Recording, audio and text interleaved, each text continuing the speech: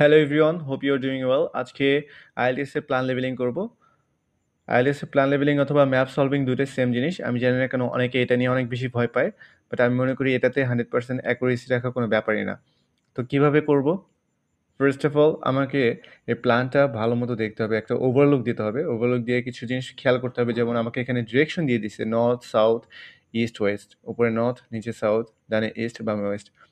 তারপরে কিছু জিনিস যেমন মেইন এন্ট্রান্স, এখানে যেহেতু মেইন এন্ট্রান্স বলছে তার মানে অবশ্যই বারবার এখান থেকে শুরু হবে।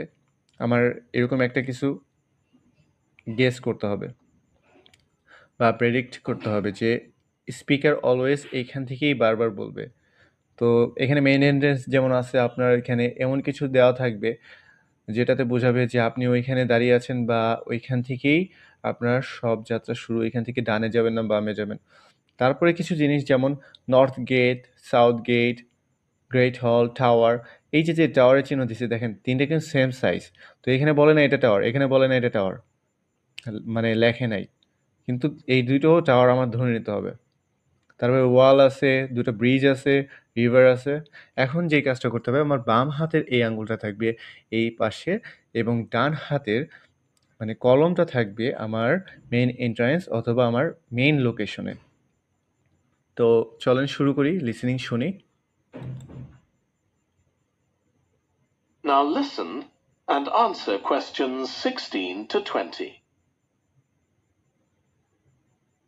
Now, if you can take a look at your plans, you'll see Branley Castle has 4 towers joined together by a high wall, with the river on 2 sides. Don't miss seeing the Great Hall. That's near the river in the main tower, the biggest one, which was extended and redesigned in the 18th century.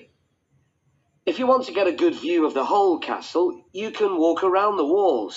The starting point's quite near the main entrance. Walk straight down the path until you get to the south gate, and it's just there. Don't go on to the north gate. There's no way up from there. There'll shortly be a show in which you can see archers displaying their skill with a bow and arrow. The quickest way to get there is to take the first left after the main entrance and follow the path past the bridge. Then you'll see it in front of you at the end. তো এখানে বলছে একটা জিনিস দেখেন, এখানে ও বলছে pass the bridge. তো এখানে ও বলে নাই ক্রস দ্য ব্রিজ, এরকম কিছু বলে নাই। পাস দ্য ব্রিজ মানে ব্রিজটা এটা কি করছে, পাস করে দেন গেছে। আর এই পথের শেষে বলতে ডি বোঝায়, তো আমার অ্যান্সার হবে ডি। তারপরে কি আছে? If you like animals,